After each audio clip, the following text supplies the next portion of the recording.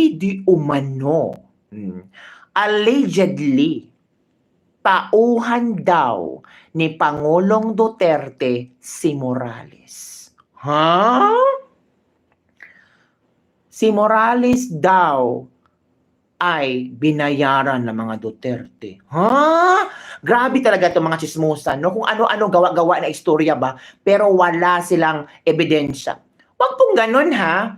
Ay nako, pinatrending nila ang isang video kung saan nag-speech si Pangulong Duterte at nahagip sa camera na nandun daw si Morales tumatawa. At dahil doon, they therefore conclude na close si Morales kay Duterte.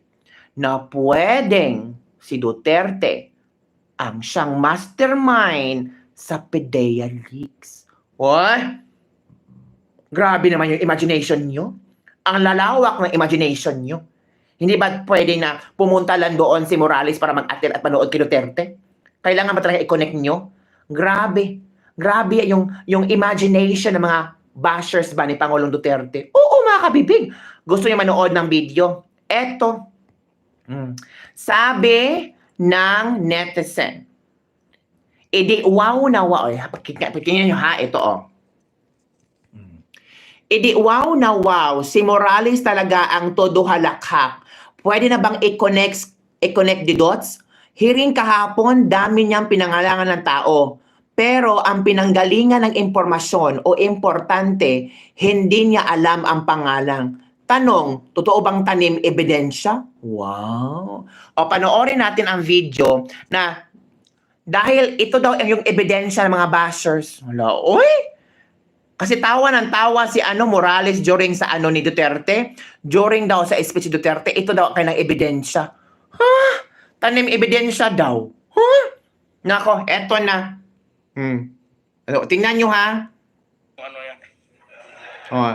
Yan daw si Morales. I am joke. Again.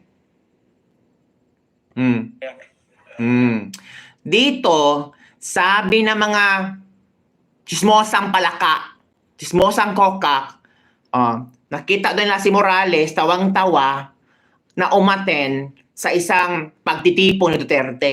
At dahil dito daw, they further conclude na tanim ebidensya daw yung PDEA leaks. Na si Duterte daw ang mastermind sa pagpapasabog ng PDEA leaks. Hala ka! Iba yung imagination nila, no? Iba yung neurons, iba yung brain cells nila. Sobrang lawak na sometimes guni-guni na lang ang kailang naisip. Guni-guni na lang ang kailang nakikita sa kailang mga iniisip. Ito. I am joking, Pope. Magtingin pa si Pope, baka pag-alis pa pagka-Pope. O, yan ha. Yan ang kailang ebidensya, mga kabibig. Tawang-tawa daw si Morales. At dahil doon, binas si Morales. Ginawa na istorya na tanim ebidensya daw. Hala ka! Bahala kayo dyan, oy. Kayo ang talaga nakaisip ng ganong estilo. Kasi bakit kayo nakaisip ng ganong estilo? It's because halatang threatened kayo kay Morales. It's because yung mga kokak ninyo takot na takot na. Diba? Yon, mga kabibig. Diba, mga kabibig? O, yun na.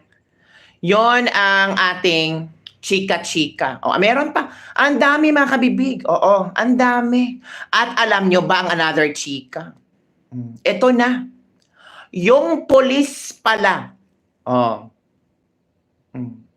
Ang police. Ang chief of police sa Dumaguete tinanggal sa pwesto.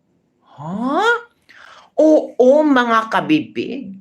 Tinanggal sa pwesto ang chief of police sa Dumaguete. Bakit, kabibig? Ay, ewan ko.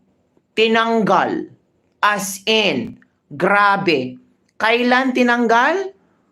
May 6. Ito ang kailang statement ha. Babasahin ko ang statement ng Press Statement of Police Regional Office 7. Kailan nathala? May 6, 2024. as the police office tasked with maintaining peace and security in Central Visayas PRO7 expresses its utmost readiness and willingness to secure the planned rally by the Transparency, Accountability, Peace and Security Task Coalition and the Kilusang Pagbabago Lead Organization Incorporated or KPLOI in Dumaguete City on May 6, 2024. Your PRO or Police Regional Office 7 has complete confidence in the capability of Negros Oriental Police Office. It will deliver appropriate and well-coordinated security measures before, during, and after the event within the venue. Okay, ito na ha. We recognize the concerns raised by the Chief of Police at the Dumaguete City Police Station regarding his unit's readiness to provide security coverage. However, it is important to note that security for events of the magnitude is not the sole responsibility of a single unit. Hala ka! Instead, it involves a collaborative and well-coordinated effort among various PNP units under the oversight of Police Regional Office 7. Hala ka! In response, the Chief of Police was promptly removed.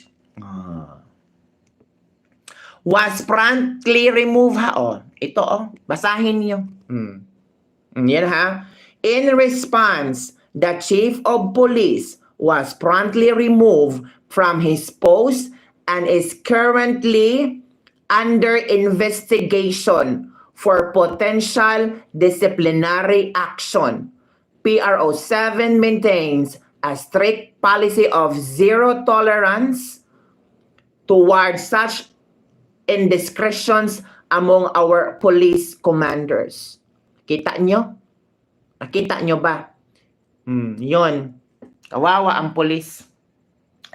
O ito pa. The position of the PNP has always been clear. We want nothing else but to keep the public safe. Sa bagong Pilipinas, ang gusto ng police, ligtas ka. Oh. Yan ha. Hindi ko yan gawa-gawa. Makita nyo naman. Diba? So, tinanggal ang Chief of Police sa Dumaguete.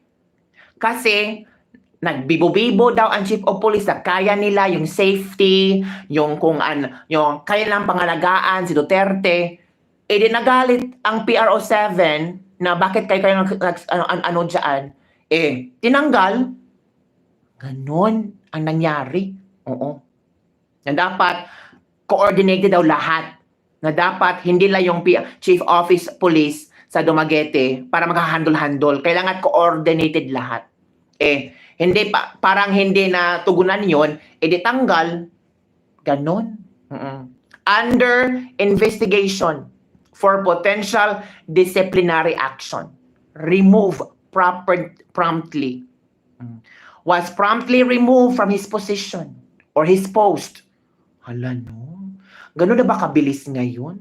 As in, I was so shocked with this news. Ano kabibig? Ano ang inyong komento tungkol dito?